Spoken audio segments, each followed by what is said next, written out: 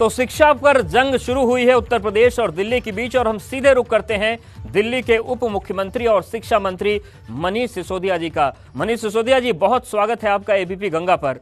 और सबसे पहला सवाल मेरा आपसे, आप लोगों ने कहा कि हम सकारात्मक राजनीति के लिए आए हैं, और आपने ये भी कहा कि भले ही कोई बयानबाजी हुई वो हमले के तौर पर हमारे ऊपर हुई, लेकिन इस राजनीति में स्कूल का जिक्र हुआ, ये आपको अच्छा लगा। लेकिन ये जो स्कूल पर सियासत आगे बढ़ रही है, ये किस मकाम तक आप ले जाना चाहते हैं? क्या इसका स्वरूप होना चाहिए? इसका स्वरूप यही होना चाहिए कि भारतीय जनता पार्टी की सरकार पिछले 4 साल से उत्तर प्रदेश में है, केंद्र में उनकी सरकार है, तो वो बताएं कि भाई हमारे ये स्कूल हैं, हमने ये डेवलप किए हैं। पिछले 4 साल पहले इन स्कूलों की हालत ये थी, अब इन स्कूलों की हालत ये है। उत्तर प्रदेश के गांव-गांव में स्कूल हमने ये काम किए हैं। तो मैंने तो कुल मिला के 10 स्कूल पूछे हैं उनसे कि भाई 10 स्कूल आप बता दीजिए जिनकी हालत पहले खराब थी, आपने पिछले 4 साल में बहुत अच्छी कर दी, वहां पे अब रिजल्ट अच्छे आने लगे हों, वहां के बच्चे अब कंपटीशन में आगे जाने लगे हों। हमने दिल्ली में किया है, हमने दिल्ली में दिखाया है कि भाई 5 साल पहले जिन स्कूलों की हालत बहुत जर्जर थी, 5.5 साल पहले हमारे आने से पहले, हमने उनमें परिवर्तन करके दिखाया है। अरविंद केजरीवाल जी ने मार्गदर्शन दिया। आज दिल्ली के सरकारी स्कूलों में रिजल्ट्स भी बहुत अच्छे आ रहे हैं, बच्चे कंपटीशन में जा रहे हैं, निकल के आईआईटी में जा रहे हैं। एक स्कूल से 5-5 बच्चे आईआईटी में गए हैं हमारे यहाँ, ये भी देखने को मिला है। एक स्कूल से 20-20 लड़कियों ने नीट पास किया है। तो बताएं, बीजेपी के नेता बताएं कि भाई उन्होंने उत्तर प्रदेश के सरकारी स्कूलों में जो परिवर्तन लाए हैं, उसमें से 10 स्कूल तो बता सकते हैं ना कि 10 गांव के स्कूल ये हैं। मैं देखने आना चाहता हूं, मैं समझना चाहता हूं। और उसके साथ साथ उन्होंने चुनौती दी है कि भाई बहस करने के लिए, तो मैं 22 तारीख को मंगलवार को लखनऊ आ रहा हूं। 2022 का इंतजार ना करें, 22 दिसंबर को ही बहस कर लें। ठीक है।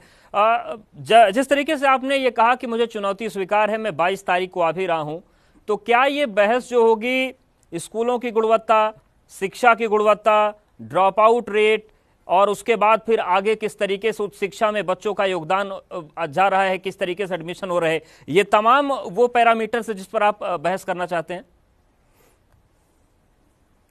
जो भी काम किया है उन्होंने उत्तर प्रदेश के सरकारी स्कूलों में, उन्होंने बताया भाई हम बहस करने के लिए तैयार हैं। तो मैं भी दिल्ली में हमने जो काम किया है हम उसके बारे में बात कर लेंगे।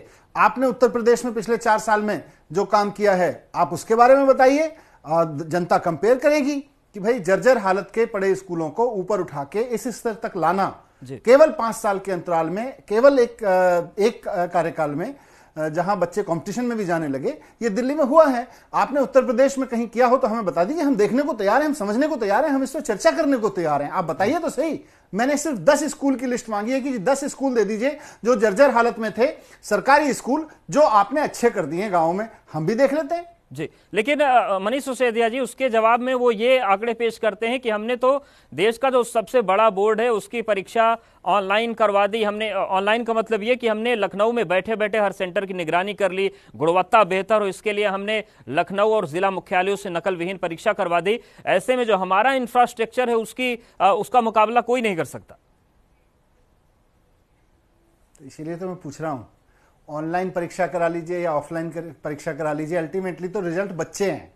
ऑनलाइन तो रिजल्ट नहीं है ना, रिजल्ट तो बच्चे हैं। बच्चे बताइए कि भाई उत्तर प्रदेश के इन 10 गांवों में हमने ये 10 स्कूल इतने अच्छे करा दिए जहां से अब रिजल्ट भी बहुत अच्छे आने लगे। पहले रिजल्ट खराब आते थे, अब बहुत अच्छे आने लगे।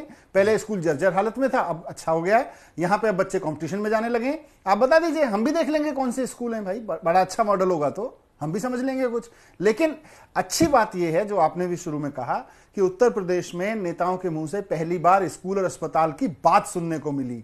यह उपलब्धि है। हम आएंगे उत्तर प्रदेश में चुनाव लड़ेंगे, 2022 में चुनाव लड़ेंगे, उसमें क्या होगा वो सब समय की बात है। लेकिन आज पहली बार उत्तर प्रदेश के नेताओं के मुंह से एजुकेशन पे बात करने की बात मिली, और इसीलिए मुझे खुशी हुई कि अगर वो बहस को चुनौती दे रहे हैं तो मुझे लगा ये स्वीकार करना चाहिए और हमें चर्चा करनी चाहिए इस बात पे कि किसके स्कूल ज्यादा अच्छे हैं, और ये एक हेल्दी कंपटीशन होगा। बिल्कुल, हेल्दी कंपटीशन से जरूरी भी है लोकतंत्र के लिए। लेकिन जो आम आदमी पार्टी की सरकार है वो इस वक्त यूपी के निशाने पर है। एक हम मुख्यमंत्री योगी आदित्यनाथ का बयान सुनवाते हैं सर, उसके बाद चर्चा में जाएंगे। सीएम योगी आज प्रयागराज में थे और वहां पर उन्होंने सीधे तौर पर दिल्ली की आम आदमी पार्टी की सरकार पर निशाना साधा। सीएम योगी ने कहा कि कोरोना पर यूपी सरकार के काम को पूरी दुनिया से तारीफ मिल रही है और जिन लोगों को यह दिख नहीं रहा उन्हें यूपी सरकार के प्रबंधन से सीखना चाहिए। सीएम योगी ने कहा कि यूपी की आबादी 24 करोड़ है, जबकि दिल्ली की महज 2 करोड़। बावजूद इसके कोरोना से मौत के आंकड़े बताते हैं कि यूपी में दिल्ली से कम मौतें कोरोना की वजह से हुई हैं और इसी वजह से यूपी सरकार के कोविड मैनेजमेंट की तारीफ WHO ने भी की है। जो एक टीम वर्क प्रदेश के अंदर हुआ है, आज उसका परिणाम है। आज के दिन पर 18,000 से कम पॉजिटिव केस उत्तर प्रदेश के अंदर है, मात्र 18,000। देश के अंदर सर्वाधिक टेस्ट करने वाला राज्य उत्तर प्रदेश है। पॉजिटिविटी रेट सबसे कम, सबसे मौतें कम। अगर दिल्ली से हम इसकी तुलना करें, उत्तर प्रदेश की आबादी है 24 करोड़ की और कुल कोविड से मौत हुई है पिछले 10 वर्षों में कुल 8,000 और दिल्ली की आबादी है 2.25 करोड़ और मौत हुई है 10,000। आप अनुमान कर सकते हैं कोविड प्रबंधन किस तरीके से उत्तर प्रदेश ने इतने बड़े राज्य को बचाने के लिए किया है। यह एक बेहतरीन उदाहरण है जो आज उत्तर प्रदेश प्रस्तुत कर रहा है देश के सामने भी और दुनिया के सामने भी। और यही कारण है, कम से कम महत्वपूर्ण संस्थाओं में बैठे हुए लोगों को इस बात की जानकारी होनी चाहिए कि दुनिया के अंदर कोविड प्रबंधन के लिए WHO जो दुनिया की शीर्ष संस्था है स्वास्थ्य की, वह भी उत्तर प्रदेश के कार्यों की सराहना करने से अपने आप को रोकती नहीं है। उत्तर प्रदेश ने बेहतरीन प्रबंधन किया है। अगर जिसको ये दिखाई नहीं देता, कम से कम उस सब पब्लिक डोमेन में है, उसको देखें और उसको एक बार जानेंगे तो उन्हें बहुत कुछ नजर आ जाएगा कि उत्तर प्रदेश में कोविड प्रबंधन में क्या कुछ किया गया है।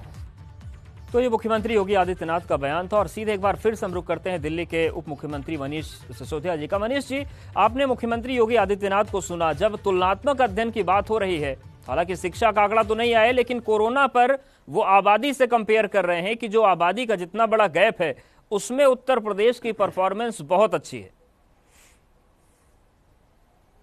देखिए, कल से जब से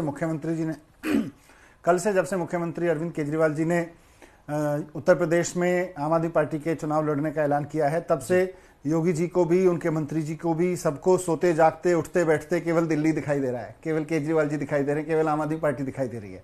तो उसके बाद वो इलाहाबाद में जाके अपने प्रदेश के कुछ उपलब्धियों या कोरोना की स्थिति पे भी चर्चा करते हैं तो बात दिल्ली की करते हैं जी। ये भी एक बड़ी बात है, वो इतने बड़े राज्य के मुख्यमंत्री हैं, अच्छी बात है।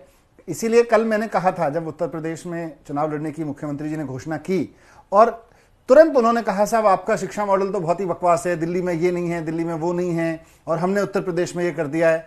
तो मैंने कहा भाई चलो पहले सरकारी स्कूलों से ही बात कर लेते हैं।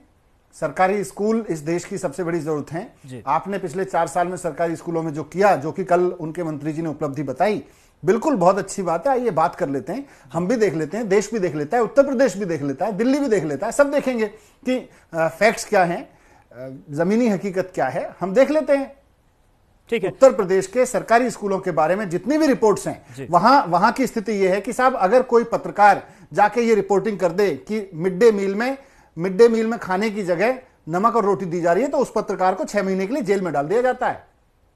ऐसे में योगी जी बता रहे हैं कि उत्तर प्रदेश का मॉडल क्या है।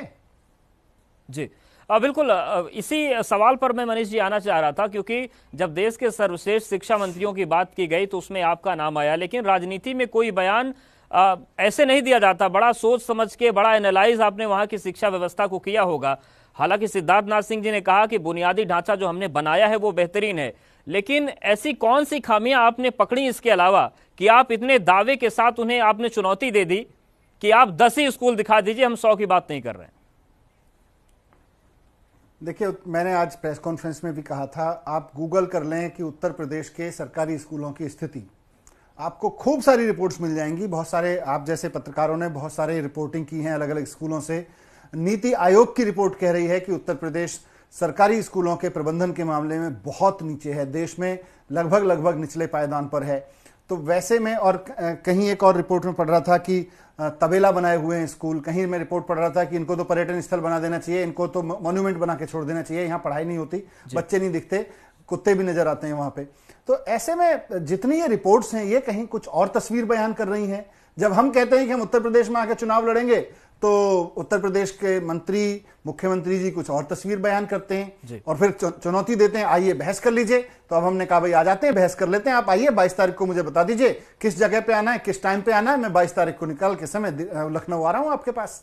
ठीक है मनीष सिसोदिया जी, लेकिन एक सवाल और भी उठता है, जैसा कि कल मुख्यमंत्री अरविंद केजरीवाल ने कहा कि उत्तर प्रदेश के लोग, उत्तर प्रदेश के तमाम सामाजिक संगठनों ने कहा कि आम आदमी पार्टी ने जो दिल्ली को दिया है वो यूपी भी चाहता है और ऐसे में आप आइए। अगर आपको वहां की जनता मौका देती है तो किस तरीके से इतने बड़े राज्य और इतनी आबादी के बीच बच्चों को शिक्षा व्यवस्था देने की आप प्लानिंग रखते हैं? क्योंकि जो बजट आपने दिल्ली में एलोकेट किया है शिक्षा के लिए वो जबरदस्त है, लेकिन क्या यूपी जैसे राज्य में वो आप संभव कर पाएंगे? किस तरीके से आगे बढ़ेंगे आप लोग? देखिए, उत्तर प्रदेश में अगर मैं दिल्ली में 2 करोड़ लोगों के बच्चों को पढ़ाने की व्यवस्था कर रहा हूं तो 2 करोड़ लोगों के टैक्स से कर रहा हूं। हमको तो सेंट्रल गवर्नमेंट भी कुछ पैसा नहीं देती है।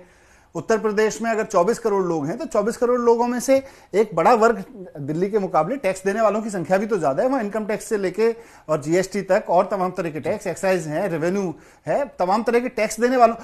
बेस्ट यह है कि आपकी नीयत क्या है। क्या आप एक किसान के बच्चे, एक मजदूर के बच्चे, एक आम आदमी के बच्चे की शिक्षा पे खर्च करना चाहते हैं या आप उसको अनपढ़ बना के रखना चाहते हैं, उसको शिक्षा देने की केवल फॉर्मेलिटी, काम चलाऊ शिक्षा देना चाहते हैं? सवाल नीयत का है। यहां आंकड़ों में इस तरह से नहीं जा सकते। 2 करोड़ लोगों के राज्य में 2 करोड़ के लोगों के टैक्स से काम होगा, 24 करोड़ लोगों के राज्य में 24 करोड़ लोगों द्वारा दिए गए टैक्स से काम होगा। जी ठीक है सर, आखिरी सवाल आपसे कि 2022 की जंग है, क्या उसी के मद्देनजर 22 तारीख चुनी है क्या आपने, मत या महज संयोग हो गया है?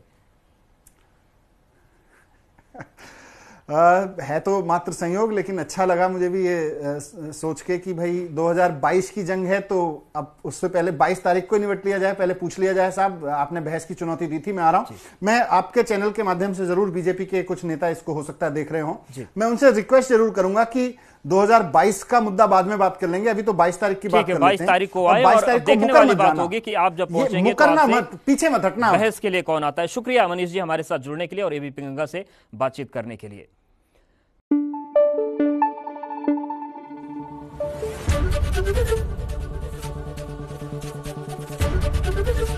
एबीपी गंगा, खबर आपकी, जुबान आपकी।